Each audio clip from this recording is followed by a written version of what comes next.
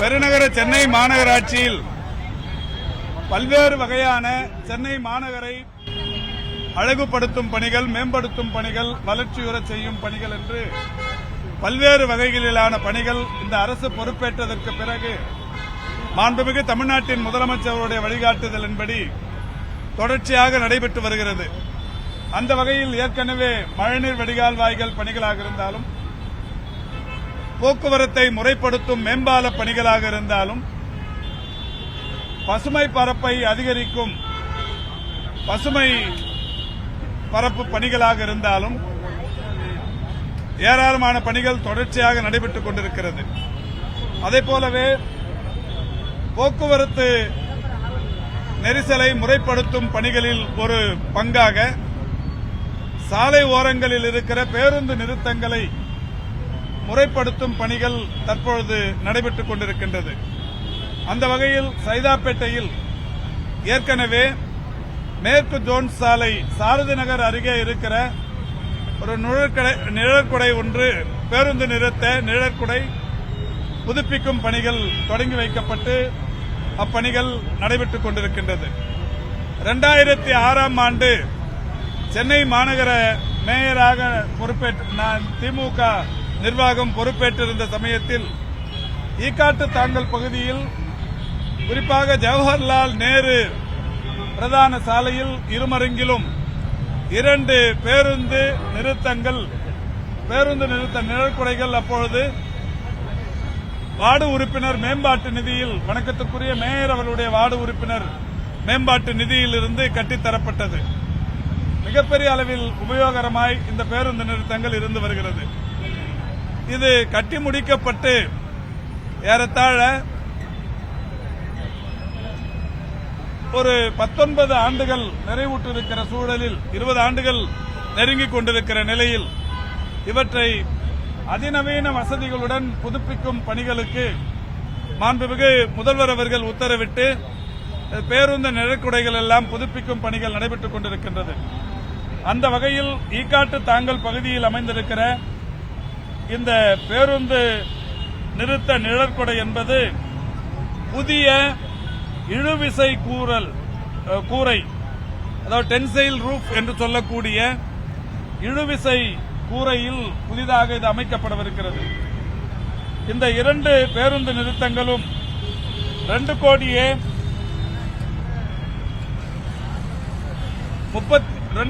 68 லட்சம் மதிப்பீட்டில் இவைகள் புதுப்பிக்கும் பணிகள் இன்றைக்கு நானும் நம்முடைய பெருநகர சென்னை மாநகராட்சியின் மரியாதைக்குரிய துணை மேயர் அவர்களும், பெருநகர சென்னை மாநகராட்சியின் பெருமதிப்புக்குரிய மண்டல குழுவின் தலைவர்கள் திரு துரைராஜ், திரு கிருஷ்ணமூர்த்தி ஆகியோரும் கலந்து கொண்டு இந்த பணியினை தொடங்கி வைத்திருக்கிறோம். இந்த 2 புதிய இழுவிசை கூரையிலான நிழற்குடைகள் டிசம்பர் இறுதிக்குள் பணிகள் முடிக்கப்பட்டு மக்களின் பயன்பாட்டிற்கு கொண்டு வரப்படவிருக்கிறது. அதேபோல் இந்த நிகழ்ச்சியை தொடர்ந்து மண்டலம் 13 இருக்கிற ரேஸ்கோர்ஸ் சாலையில், குறிப்பாக வார்டு எண் 172வது வட்டத்தில் ரேஸ்கோர்ஸ் சாலை அருகே இருக்கிற ஒரு பேருந்து நிறுத்தம், அதுவும் கூட கட்டி முடிக்கப்பட்டு ஏறத்தாழ 15 ஆண்டுகள் ஆகிறது. அதுவும் புதிய அளவில் நவீன வசதிகளுடன் இழுவிசை கூரையிலான பேருந்து நிழற்குடையாக அமைக்கும் பணியினை இன்றைக்கு இங்கிருந்து தொடங்கி வைத்திருக்கிறோம். 1,64 லட்சம் மதிப்பில் அந்த பேருந்து நிழற்குடை இன்றைக்கு புதுப்பிக்கப்படவிருக்கிறது. இந்த 2 பேருந்து நிழற்குடைகளிலும் தாய்மார்கள் பாலூட்டும் அறைகள், பொதுமக்களுக்கு கழிவறைகள் போன்ற வசதிகளும் செய்யப்படவிருக்கிறது. நடைபாதை சீராக அமைக்கப்படவிருக்கிறது.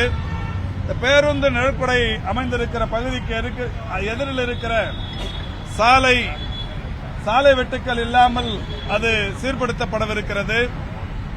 மழை பொழிவிலும் கூட மக்கள் பாதுகாப்பாக நிற்பதற்குரிய 4 புறமும் இந்த மழை தடுப்பு பேரிகார்டு என்கின்ற வகையில் இந்த பேருந்து நிறுத்த நிழற்குடைகள் அமையவிருக்கிறது. ஆக மொத்தம் 3,32,00,000 மதிப்பீட்டில் இந்த 3 புதிய இழுவிசை கூரையிலான நிழற்குடைகளுக்கு இப்பொழுது பணிகளை தொடங்கி வைத்திருக்கிறோம். அதேபோல் 2006ஆம் ஆண்டு திமுக மாநகராட்சி நிர்வாகத்தின் போது கிண்டி பகுதியிலிருந்து கிண்டி காவல் நிலையம் அருகில் கிண்டி தொழிற்பேட்டை பேருந்து நிறுத்தம் மிகப்பெரிய அளவில் நூற்றுக்கணக்கான பேருந்துகள் இங்கிருந்து ஒட்டுமொத்த சென்னையும் சென்னையின் புறநகர் பகுதிகளையும் இணைக்கும் பேருந்து நிறுத்தம் ஒன்று இருக்கிறது. அந்த இடத்தில் 2 நிழற்குடைகள் அன்றைக்கு மேயர் மேம்பாட்டு நிதியிலிருந்து கட்டித்தரப்பட்டது. அந்த நிழற்குடைகளும் கட்டி முடிக்கப்பட்டு ஏறத்தாழ 20 ஆண்டுகளை நெருங்கிக் கொண்டிருக்கின்ற காரணத்தினால் அவைகளும் இதேபோல் இழுவிசை கூரையிலான நிழற்குடைகளாக கட்டும் பணிகளுக்கு தற்பொழுது 2,60,00,000 மதிப்பீட்டில் டெண்டர் விடப்படவிருக்கிறது. அது இன்னும் ஒரு 10-15 நாட்களுக்குள் அந்த பணியும் தொடங்கி வைக்கப்படவிருக்கிறது. இதோடு மட்டுமல்லாது இன்றைக்கு மண்டலம் 13இல் 172வது வட்டத்தில் ஒரு புதிய நூலகம் ஒன்று 1,95,00,000 மதிப்பீட்டில் ஒரு புதிய நூலகம் ஒன்றும் இன்றைக்கு பணிகள் தொடங்கி வைக்கப்படவிருக்கிறது. சைதாப்பேட்டையின் அடிப்படை வசதிகளை மேம்படுத்துவதற்கு மாண்புமிகு தமிழ்நாட்டின் முதலமைச்சர் அவர்கள் ஏற்கனவே சைதை தொகுதியில் 671 கோடி ரூபாய் செலவில் 3.2 கிலோமீட்டர் தூரத்திற்கு சைதாப்பேட்டையிலிருந்து தேனாம்பேட்டைக்கு ஒரு மிகப்பெரிய அளவிலான இரும்பு மேம்பாலம் ஒன்று கட்டும் பணி நடைபெற்றுக் கொண்டிருக்கிறது. அரசின் நெடுஞ்சாலைத்துறையின் சார்பில் நடைபெற்றுக் கொண்டிருக்கிற அந்த பணிகளை பொறுத்தவரை ஜனவரியில் மக்களின் பயன்பாட்டிற்கு வரும் என்கின்ற வகையில் வேகமாக அந்த பணிகள் நடைபெற்றுக் கொண்டிருக்கிறது. அதேபோல் மாண்புமிகு தமிழ்நாட்டின் முதலமைச்சர் அவர்கள் நிதிநிலை அறிக்கையில் மாநகராட்சியின் சார்பில் சைதாப்பேட்டை வேளச்சேரி சாலை, அதாவது பழைய ஹால்டா கம்பெனியிலிருந்து குருநானக் வரை 3 கிலோமீட்டர் நீளத்திற்கு ஒரு இரும்பு மேம்பாலம் அமையும் என்று அறிவித்தார்கள். அந்த பணியும் மிக விரைவில் தொடங்கப்படவிருக்கிறது. அதேபோல் மத்திய கைலாஷ் அருகிலே ஒரு மேம்பாலம் கட்டும் பணியும் வேகமாக நடைபெற்றுக் கொண்டிருக்கிறது. டிசம்பருக்குள் அந்த பணியும் முடிவடையவிருக்கிறது. இந்த நிலையில் மாண்புமிகு தமிழ்நாட்டின் முதலமைச்சர் அவர்கள் தென்சென்னையின் போக்குவரத்து நெரிசலுக்கு விடை காணுகிற வகையில் கிழக்கு கடற்கரை சாலையில் குறிப்பாக திருவான்மியூரிலிருந்து அக்கரை வரை ஒரு மிக நீண்ட மேம்பாலம் கட்டும் பணிக்கு ஒப்புதல் அளித்து அந்த பணிகளும் நெடுஞ்சாலைத்துறையின் சார்பில் மிக விரைவில் தொடங்கப்படவிருக்கிறது. இப்படி பல்வேறு பணிகள் சென்னை தெற்கில் தென் சென்னையில் நடைபெற்றுக் கொண்டிருக்கின்ற காரணத்தினால் போக்குவரத்துக்கு மிகப்பெரிய அளவில் விடை கொடுக்கிற வகையிலும் பயணிகள் பாதுகாப்பாக பேருந்துகளில் பயணிப்பதற்கு ஏதுவாக இதுபோன்ற நிழற்குடைகளும் தொடர்ந்து அமைக்கப்பட்டு வருகிறது. அந்த பணிகளை இன்றைக்கு மக்கள் பிரதிநிதிகள் அனைவரும் ஒருங்கிணைந்து தொடங்கி வைத்திருக்கிறோம். மத்திய கைலாஷ் அந்த மேம்பாலம் வந்து செப்டம்பர் 30ஆம் தேதி திறக்கப்படுதுன்னாங்க. இன்னும் இப்ப அக்டோபர் தொடங்கிடுச்சு. அந்த காலதாமதத்துக்கான காரணம் என்ன? இல்ல, காலதாமதம் உங்களுக்கு தெரியும். இவ்வளவு பெரிய மக்கள் நெருக்கடி மிகுந்த இடத்தில் பணி செய்வது என்பது ஒரு சவாலான காரியம். இப்போது சென்னை தெற்கை பொறுத்தவரை அண்ணா சாலையில் நடைபெற்றுக் கொண்டிருக்கின்ற அந்த இரும்பு தூண் மேம்பாலம் இந்தியாவில் முதல் முறையாக தரைக்கு அடியில் மெட்ரோவும் அதற்கு மேல் மேம்பாலமும் அமைந்திருப்பது சைதாப்பேட்டையில்தான், இந்தியாவிலேயே முதன்முறையாக. அதேபோல் கத்திப்பாரா 160 அடிக்கு மேலே பறக்கும் மேம்பாலம் ஒன்று கட்டப்பட்டிருக்கிறது. இது உலகத்திலேயே முதன்முறையாக. இப்படி உலக அளவிலும் இந்திய அளவிலும் முதன்முறையாக டெக்னிக்கலி ஒரு சேலஞ்சர் என்கின்ற வகையில் ஒரு விஞ்ஞானத்திற்கே சவால் விடுகிற வகையிலான பணிகள் சென்னையில் நடைபெறுகிறது, குறிப்பாக தென் சென்னையில் நடைபெறுகிறது. இதெல்லாமே இந்த ஆட்சியில் மாண்புமிகு தமிழ்நாட்டின் முதலமைச்சர் அவர்கள் ஒரு மிகப்பெரிய அளவிலான ஒரு முன்மாதிரி முயற்சிகளாக எடுத்து செய்து கொண்டிருக்கிறார்கள். இதில் கொஞ்சம் ஓரிரு மாத காலம் காலதாமதம் என்பது தவிர்க்க முடியாத ஒன்று.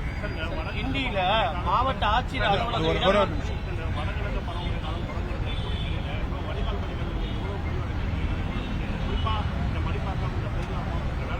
நேற்றுக்கு நீங்க லீவா? முந்தா நாள் லீவா?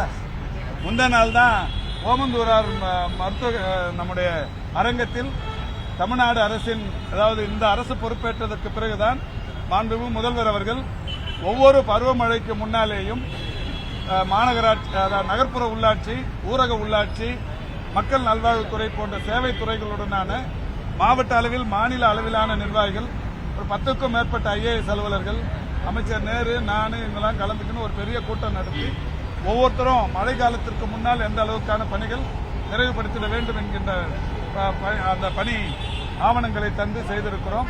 எல்லா பணிகளும் வேகமாக நடைபெற்றுக் கொண்டிருக்கிறது. அது இது குறித்தான செய்தி நேற்றைக்கு முன்தினம் மிக விரிவாக பத்திரிகையாளர்களிடத்தில் பேசப்பட்டிருக்கிறது. இந்தியில அந்த மாவட்ட ஆட்சியர் அலுவலக இடம் சொன்னாங்க, அதுக்கான பூர்வாங்க பணிகள் இப்போ அதற்கான அரசாணை வெளியிடப்பட்டிருக்கிறது. மாவட்ட ஆட்சி நிர்வாகத்திற்கு சொந்தமான இடம் ஒரு 4.5 ஏக்கர் இடம் அங்கே இருக்கிறது.